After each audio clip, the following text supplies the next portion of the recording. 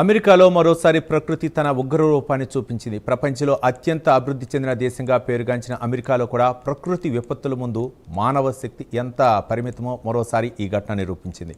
అమెరికాలోని విస్కాన్సిన్ రాష్ట్రాన్ని సోమవారం అతి తీవ్ర టొర్నాడో అతలాకుతలం చేసింది.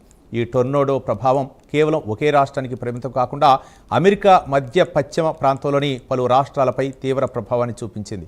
అధికారులు వెల్లడించిన వివరాల ప్రకారం దాదాపు 3.9 లక్షలకు పైగా ఇళ్లకు విద్యుత్ సరఫరా పూర్తిగా నిలిచిపోయింది. దీంతో లక్షలాది మంది ప్రజలు చీకటిలోనే గడపాల్సిన పరిస్థితి ఏర్పడింది. ముఖ్యంగా మోనాషా, యాపిల్టన్ నగరాలు ఈ టొర్నాడో ధాటికి తీవ్రంగా దెబ్బతిన్నాయి.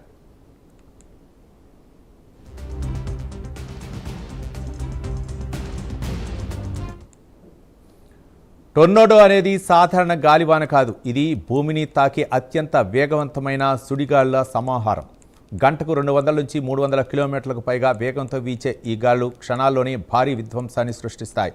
ఇళ్లు, భవనాలు, విద్యుత్ స్తంభాలు, భారీ వృక్షాలు ఏవీ దీనికి ఎదురొడ్డి నిలవలేవు.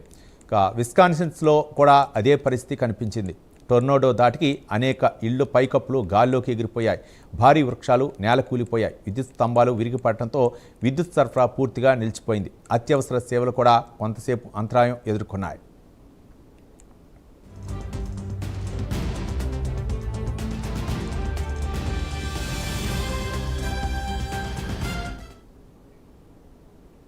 అధికారులు వెల్లడించిన వివరాల ప్రకారం ఈ టొర్నాడో దాదాపు 20 నిమిషాల పాటు విధ్వంసం సృష్టించింది. సాధారణంగా చూస్తే 20 నిమిషాలు చాలా తక్కువ సమయంలో అనిపించవచ్చు. కానీ టొర్నాడో విషయంలో ఆ 20 నిమిషాలే ఒక నగర రూపురేఖలను పూర్తిగా మార్చివేయగలవు.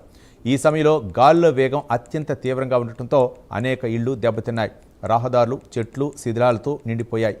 వాహనాల రాకపోకలు నిలిచిపోయాయి. విద్యుత్ సరఫరా లేకపోవడంతో కమ్యూనికేషన్ వ్యవస్థ కూడా కొంతమేర దెబ్బతింది.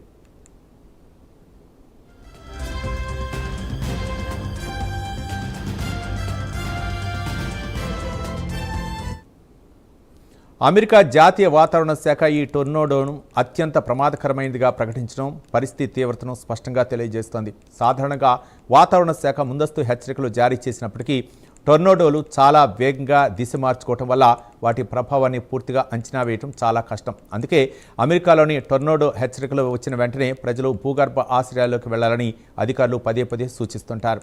ఈసారి కూడా హెచ్చరికలు జారీ చేసినప్పటికీ ప్రకృతి తీవ్రత ముందు భారీ నష్టం తప్పలేదు.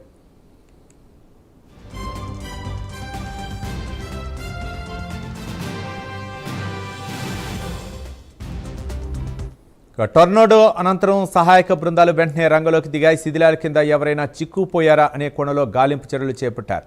దెబ్బతిన్న ప్రాంతాల్లో నష్టాన్ని అంచనా వేయడంతో పాటు విద్యుత్ సరఫరా పునరుద్ధరణకు ప్రత్యేక బృందాలు పని ప్రారంభించాయి. అత్యవసర వైద్య సిబ్బంది, అగ్నిమాపక దళాలు, పోలీసు విభాగాలు సమన్వయంతో సహాయక చర్యలు కొనసాగిస్తున్నాయి. ప్రజలను ప్రమాద ప్రాంతాల నుంచి సురక్షిత ప్రాంతాలకు తరలించే పనులు కూడా వేగంగా జరుగుతున్నాయి.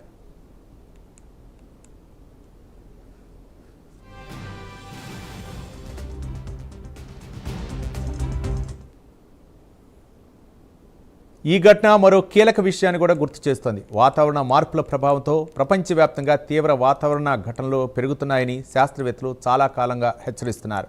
అధిక ఉష్ణోగ్రతలు, అస్థిర వాతావరణ పరిస్థితులు, వేడి, చల్లని గాలి ప్రవాహాల మధ్య తీవ్ర వ్యత్యాసాలు టొర్నాడోలు, తుఫాన్లు, వరదలు వంటి ప్రకృతి విపత్తుల తీవ్రతను పెంచుతున్నాయని అధ్యయనాలు సూచిస్తున్నాయి. అమెరికా మధ్య పశ్చిమ ప్రాంతం గత కొన్ని సంవత్సరాలుగా ఇలాంటి తీవ్ర టొర్నాడోలకు తరచుగా గురవుతుండటం కూడా ఆందోళన కలిగించే అంశంగా మారింది.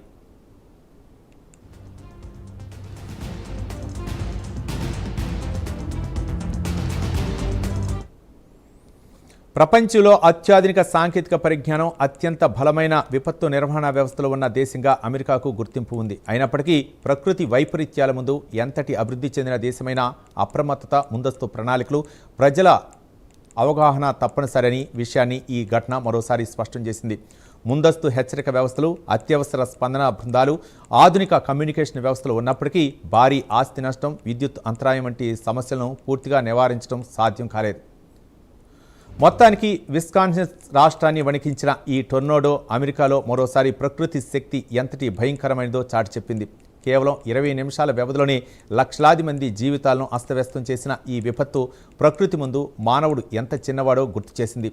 ప్రస్తుతం సహాయక చర్యలు కొనసాగుతున్నాయి. విద్యుత్ సరఫరా పునరుద్ధరణ, శిథిలాల తొలగింపు, బాధితులకు సహాయం అందించడం వంటి కార్యక్రమాలు యుద్ధ ప్రాతిపదికన కొనసాగుతున్నాయి.